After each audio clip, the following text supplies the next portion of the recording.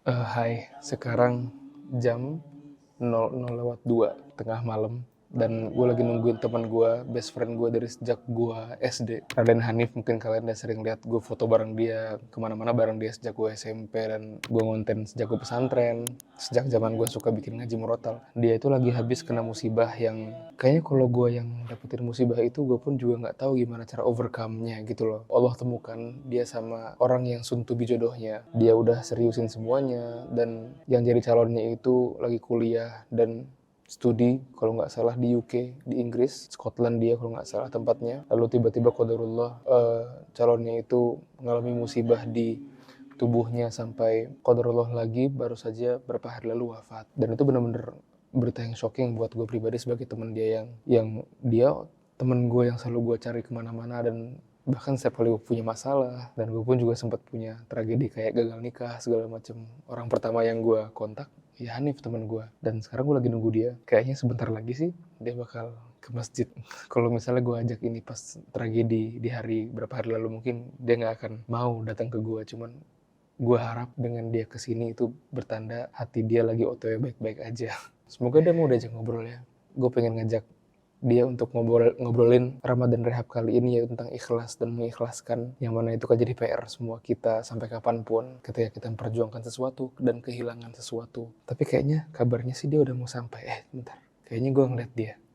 Coba kita lihat keluar. Kayaknya itu bener Hanif deh. Sebentar ya. Ikuti gue. Ini bener dia nggak? Nih, cuy, gila. Gue terakhir lihat tuh kapan, men? Dan lu selalu setinggi ini. Emang dari dulu gue tinggi. Tapi lu baik-baik aja kan hari ini, men? Better, alhamdulillah. Better. Ya, lu itikaf sini apa? Pengen sih. Ya, kita adem nih, enak masjid. ya, di sit pojokannya ada. Gue udah lama banget gak ketemu lu nih.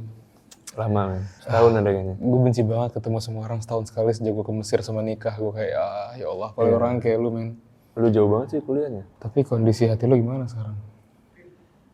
Better, tapi masih ada sisa-sisa yang ada gue mikir, ya Allah kenapa ini. Why this happened to me gitu. Ikhlas mungkin baru 60% gitu ya. Tapi emang harus dilawan, kita harus belajar menerima ketetapan Allah sih. Itu yang berat. Cuma emang cara gue kenal sama lu ya. Maksudnya gimana gue tahu lu dari dulu, dari nyobain hal baru, lu ngadepin hate comments, bulian. Maksudnya apa ya, lu tuh bagi gue kalau ikhlas itu ada simbolnya atau bentuknya, ya gue ngeliat lu gitu loh. Maksudnya ikhlas itu kan gak cuma karena musibah kan, tapi juga gimana lu bangkit dari jatuh, gimana lu bisa berjuang walaupun capek atau ditekan dari atas atau dari samping, dari bawah ditarik juga supaya apa, crab mentality istilahnya. Iya. Tapi gue pengen tahu sih, kayak ada gak sih kejadian sebelum yang sekarang apa ya lu alamin yang juga ngelatih diri lu buat ikhlas? Belum. Baru sekarang. Dan berarti kan lu masih latihan buat ikhlas ya kan? Iya, bener. Apa ayat yang lu ulang-ulang dan itu cukup untuk menangin hati lu dan untuk ngembaliin lu ke track ikhlas lagi? Iya, ada sih Al-Baqarah ya. Al-Baqarah itu kan yang artinya boleh jadi kamu membenci sesuatu padahal itu amat baik bagimu. Wasa an takrahu syai'an wa huwa khairul lakum. Wasa an tuhibbu syai'an wa huwa syarrul lakum. Akhirnya wallahu ya'lamu wa antum la ta'lamun. Allah tahu sedangkan kita tuh nggak tahu. Jadi kadang gue merasa kejadian gue sekarang nih kayak menurut gue buruk, tapi menurut Allah baik. Kenapa? Ya karena Allah tahu, gue nggak tahu gitu. Bisa jadi dengan kalau gue nerusin ini ada hal-hal yang mungkin nggak baik gitu ya. Tapi gue yakin semua hal itu baik kalau kita bisa nerimanya sih. Cuman kadang yang skill penerimaan kenyataan bahwa apa yang kita harapkan nggak sesuai kenyataan itu berat. Dan kalau kata orang-orang, skill-skill ikhlas tuh skill-skill tingkat para nabi gitu loh. Para nabi diuji, dikasih sakit Nabi Ayub, anak-anaknya wafat di pangkuannya, Nabi Muhammad diuji dakwahnya. Skill-skill ikhlas diuji itu skill-skill para nabi. Dan gue nabi bukan, hamba berdosa penuh dosa, diuji kayak gini, ya who is me gitu loh. Gue siapa sih gitu. Gue juga inget hadis yang bunyinya, kalau gue nggak salah ya teman-teman juga bisa koreksi kan. Itu ini loh nih, apa namanya, kalau lu udah lama nggak minta ampun sama Allah kan dan banyak dosa gitu loh. Allah kasih lu kesedihan tanpa sebab. Dan apalagi kalau sekarang kondisinya kan sama sebab kan. Iya. Lu nggak pernah ngerasain sedih kayak gini sebelumnya dan lu pun clueless gitu loh. rasanya semua udah terang benderang kan sih kemarin takdir. Iya. Allah tuh tahu yang terbaik sama lu gitu kan. Makanya kan ada berita-berita orang-orang yang bersyukur, sujud syukur di tengah jalan gara-gara ke cancel pesawatnya, tiketnya, taunya pesawat jatuh. Iya. Yang kayak dulu ada Lion Air lah, ada apa. Benar. Akhirnya dia tobat nasuha segala macam. Dan makanya kalau Allah udah cemburu sama kita diuji kan. Dan lu pun juga cerita sama gue dari kemarin kan lu belum ngerasain iman kayak sekarang gitu. Belum. Ibadah kayak sekarang belum pernah ngerasain. Belum. Gue pun juga ngerasain kayak gitu sejak nenek gue meninggal dulu kan. Oma ya. Oma gue meninggal, lu kan tahu oma gue kan. Oma tahu. Teman gue dari Pernah bocil. ketemu Oma di kursi roda itu. Dan iya, makanya sampai sekarang tiap iman gue jatuh, gue cukup nyolatin orang meninggal di masjid kayak tadi siang di sini, di masjid ini persis. Gue rasanya kembali gitu loh, kayak sih. Karena lu diingetin kalau lu bakal mati juga gitu loh. Iya. Dan justru kalau lu sedih karena kayak ini seolah-olah menimpa lu, ini hal yang buruk, tapi kan bahkan dia yang meninggal, yang buat lu sedih juga kan, meninggal di Ramadan. Iya, itu dia. Kita nggak tahu kita meninggal kapan cuy. Wafatnya Kita nggak tahu kita meninggal pas lagi ngerayain hari raya yang haram lah, atau kita lagi ngelakuin hal yang haram gitu kan. Iya. Apalagi kalau meninggal puasa, apalagi kalau misalnya kita meninggal lagi taat-taatnya, lagi banyak-banyaknya zikir. Jadi itu sih, gue sih berharap lu cepat sembuh sih. Iya. Dan ikhlas itu emang harus sama umur ya, apa namanya? Benar. Makanya orang-orang makin tua kan makin wise, ya nggak sih? Makin wise. Makin punya wisdom gitu kan. Iya, tapi satu hal sih, gue melihat bahwa ini ujian berat, tapi Allah memilih gue gitu. Mungkin ada sesuatu yang mungkin Allah mau titipin ya, entah kebahagiaan atau entah kesabaran ya. Karena gue sadar selama ini gue orangnya tergesa-gesa gitu, terburu-buru, pengen serba cepat segala macam instan. Gue sadar itu kelemahan gue gitu kan, tapi Allah kasih nih, kayak ketemu, aku pertemukan engkau dengan tipe kamu gitu kan, dengan orang calon yang sama-sama niatnya baik, sama-sama niatnya lillahi ta'ala, setara dalam segala hal, cintanya setara, effortnya setara, hartanya setara, segala macam. Tinggal ketemu aja sebenarnya. Tapi qadarullah ternyata ini malah jadi ujian gitu. Dan doa gue ke Allah gini, ya Allah kalau memang dia adalah engkau pertemukan atas rencanamu, maka perkenankanlah kami berdua menjadi takdirmu. Tapi kalau dia adalah ujian bagi hamba, maka tolong bimbinglah hamba dalam ujian ini.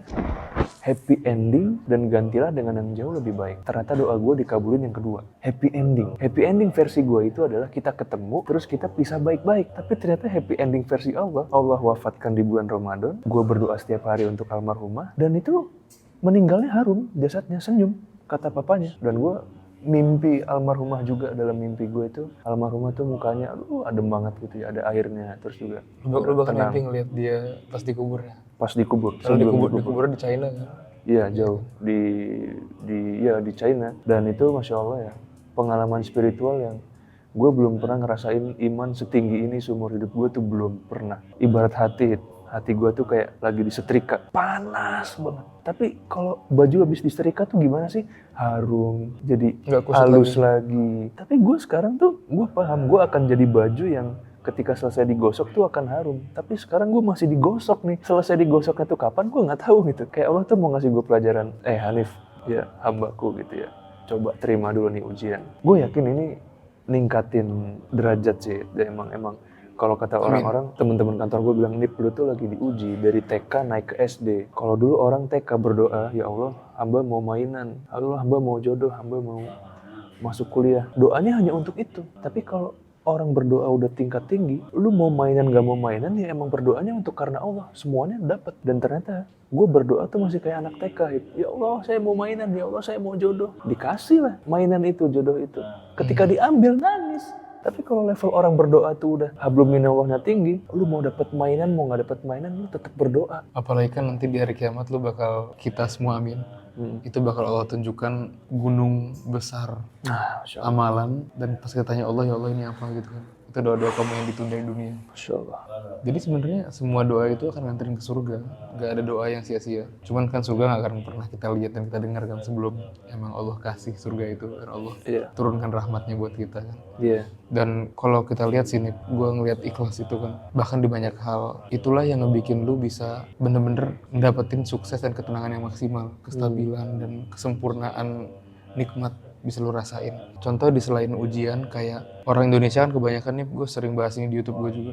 Kalau lu pengen sukses ini harus berbunyi dendam. Kayak misalnya gue liatin, gue buktiin ke lu yang dulu ngeremehin gue pas SD atau SMP. Gue bisa, teman bisnis bokap gue buka restoran banyak, itu dulunya driver di kantor, terus akhirnya sukses, anaknya bisa kuliah di Singapura segala macam. Itu ibunya dibawa ke rumah majikannya, ibu kita buktiin ke dia kita udah kaya gitu kan.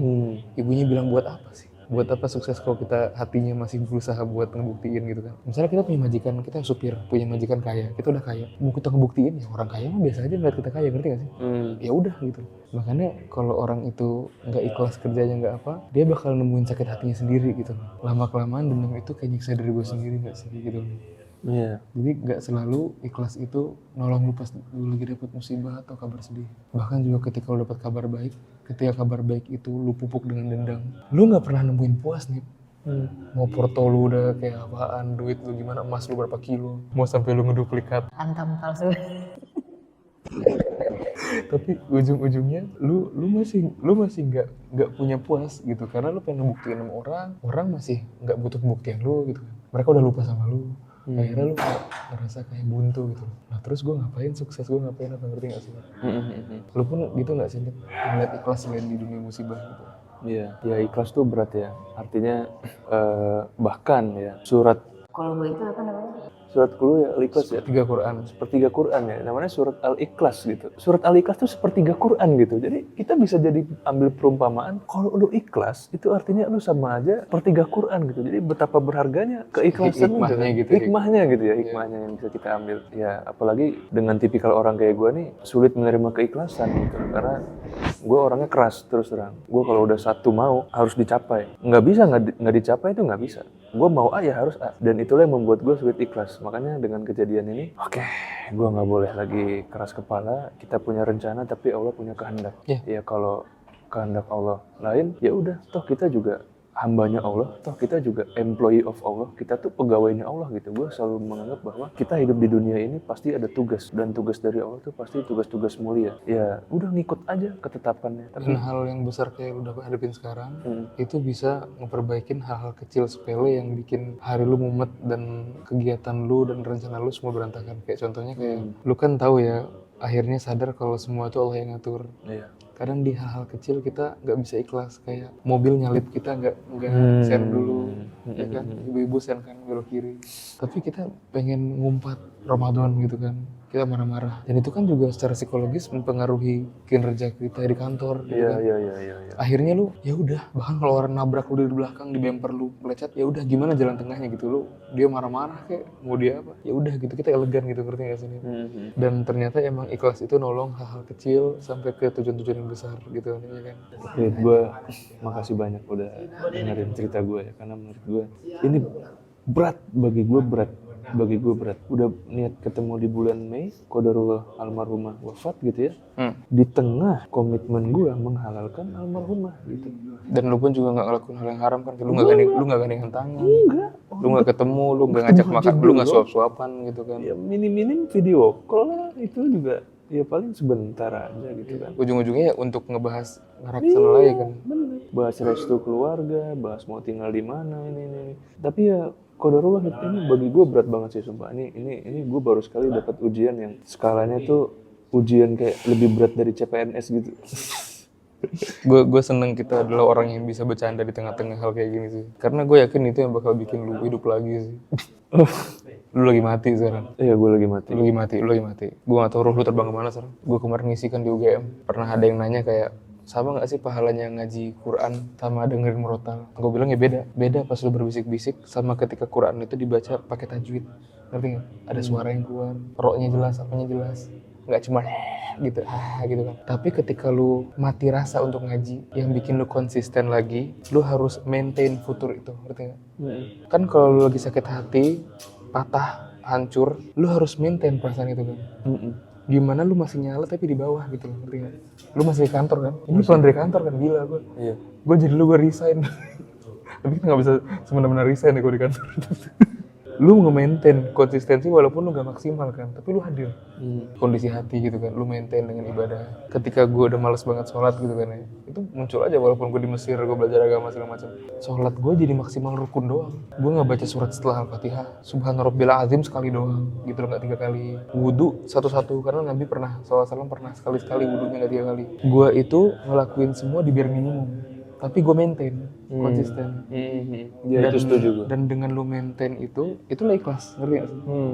Ikhlas itu nggak selalu kayak, kan kalau misalnya lu pendosa gitu kan, terus lu ngakuin maksiat lu, itu kan bukan berarti lu nambah berkedip. Lu ahli maksiat nih, lu ngaku, gue tuh zina cuy, lu tuh munafik. Kalau gue nggak munafik karena gue ngaku gitu kan, enggak, itu mah emang justru kemunafikan itulah lu bangga dengan maksiat lu gitu kan. Ikhlas itu tuh ya konsistensi gitu kan, konsistensi dengan prinsip, ya. Dan gimana ketika prinsip lu longgar, lu maintain prinsip itu gitu. Kalau misalnya kita tutup dengan prinsip yang ngebikin ikhlas itu mudah, kalau gue duluan. Boleh. Kalau buat gue, yang bikin ikhlas sama takdir itu mudah. Itu prinsip kalau lu nggak harus tahu dulu apa yang akan terjadi buat tahu itu yang terbaik. Bahkan yang nganterin lu sampai sekarang, jadi diri lu saat ini, itu pun kan juga diri lu terbangun dari banyak sakit hati dan hantaman. Dan lu tahu persis di saat itu seberapa kehilangan arah lu dan seberapa lu yakin ini nggak akan kemana-mana. Lu tinggal ngulang apa yang lu lakuin di tahun-tahun lalu. Kapan sebelum ini lu ngerasa kayak lu kehilangan arah walau nggak separah ini? Belum pernah, baru ini doang. Oke, itu emang iya sih. Iya. Kalau di perkuliahan nggak, perkuliahan untuk karir, konten? Jujur ya, hidup gue tuh mulus, bukannya apa ya, tapi ya qadarullah hidup gue tuh alhamdulillah ibarat jalan tol tuh gue lempeng aja gitu. Makanya kata lu yang sekarang malah yang bikin iman lu baru pertama kali kayak gini. Baru pertama kali. Mungkin selama ini gue terlalu di zona nyaman. Allah kasih gue banyak kemudahan. Ya alhamdulillah karir gue lancar, pekerjaan, konten, semuanya, keuangan stabil. Makanya Allah kan uji lu dari apa yang lu cintai ya kan? Iya, banget. Iya. Banget baru kali ini. Mungkin Allah ngeliat, oh si Hanif ini terlalu enak nih gue uji lah dulu gitu. Gue ngerasanya segitu ya. Kayak jangan terlalu enak juga hidup gitu ya. Kalau quotes lu untuk menghadapi ikhlas, walaupun gue tahu lu pasti masih kesulitan sekarang. Gue selalu percaya sama janji Allah. Wa basyiris sabirin. Ya, Allah tuh akan kasih kabar bagi orang-orang yang Kabar baik. Kabar baik bagi orang-orang yang bersabar. Walaupun gue belum dapat kabar baik itu, tapi kan Allah nggak mungkin bohong sama hambanya. Itu udah tertulis maktub gitu ya, tertulis, it's written. Gitu. Jadi gue selalu percaya apapun yang menimpa gue sekarang itu, nggak hanya gue, tapi bagi orang-orang yang mungkin sedang berduka, sedang merasa, oh kok takdir Allah tuh gini banget sih. Percaya aja deh, di balik yang nggak kita suka tuh sebenarnya ada hikmah. Dan boleh jadi di balik yang kita suka di situ ada hal yang mungkin harusnya kita nggak kesana gitu. Gue yakin kado dari Allah tuh ada. Pokoknya kalau lu susah sekarang, selalu ingat bahwa wah Allah mau kasih kado nih. Dan kalau yang janji Allah, lu nggak usah tunggu-tunggu. Oh iya, betul. Pasti akan datang sendiri. Pasti akan datang sendiri, walaupun sebagai manusiawi kita juga kadang mana ya Allah mata Nasrullah gitu kan kalau kata Nabi gitu. Gue kenal lu lebih dari 10 tahun cuy. Lu paling berisik di bumi lah pokoknya. Paling berisik. Semoga Baik. Allah kasih quality sama time orang, yang ya. indah juga sama keluarga masa depan lu ya. Amin. Bahkan termasuk juga dengan keluarga almarhumah. Gue dekat sekarang juga. Walaupun kita secara tidak diikat dengan satu pernikahan suci gitu, tapi setidaknya kita udah jadi keluarga baru gitu. Silaturahim gitu, kita jalin silaturahim, keluarga baru, koneksi baru. Why not? Itu yang bikin gue kuat sih. Ikhlas itu berat, tapi yang bikin gue ringan tuh pasti ada hadiah setelah ini. Makasih Rika udah sharing buat kita. Kalau gue ngajak dia bikin videonya 2 hari lalu, nggak akan mungkin lu hancur banget. Masih sekarang, nangis sih. Semoga sekarang tanda baik sih. Insya Kalau Allah. besok udah berubah lebih baik lagi. Gue sekarang better tiap hari, udah nggak nangis lagi. Gue nangis tuh 3 hari pertama doang. Doa gue juga buat kalian semua penonton Ramadan Rehab di hari 10 malam terakhir ini, kita bisa keluar jadi orang yang nggak dendam, ikhlas. Bahkan delay pesawat lu itu bukan berarti kayak semuanya serba salah maskapai yang sih. Gue yakin delay pesawat, delay bis, delay travel ke Bandung holiday itu pasti ada yang Allah tunda untuk yang lebih indah, atau ada bahaya yang pasti dilindungi dari lu gitu kan. Kalian kalau follow Raden Hanif, gue yakin kalian bosan karena nggak ada konten baru karena dia lagi berduka. Tapi follow duluan karena lu nggak akan ketinggalan konten-konten barunya setelah ini. Gue yakin lu lusa juga balik. Ya, Akunnya di sini cuy, Raden Hanif. Gue yakin ini nggak terakhir kali kita bakal collab, karena subscribe ke Zaid semua share di YouTube. Ya, sekarang kita antar Hanif pulang. Karena nyokapnya masaknya enak. Harusnya gue juga dapat pajak masakan nyokap dia. Ke rumah dia. Nah, itu. Harus mampir ke rumah gue. Konvo gak? Gue ke komplek lu. Boleh. Kita skip ke perpisahan sama Hanif. Kita nggak dapat jatah buat ketemu Pak Presiden. Gue sebenarnya diundang Mayor Teddy. Kecelakaan di sini rentan banget, sumpah. Nyebrang di sini tuh mengerikan banget. Sapi panggang atau banteng panggang. Nih, silakan Mas. Indah pemandangan. Punya istri 2. Istri 2. Istri 2. Ini sih, Muat buat 3 orang berarti. buat 3 orang. Dan di sini cuma 1 dibanding 1000 pengendara motor doang yang pakai helm. Gak ada yang beli.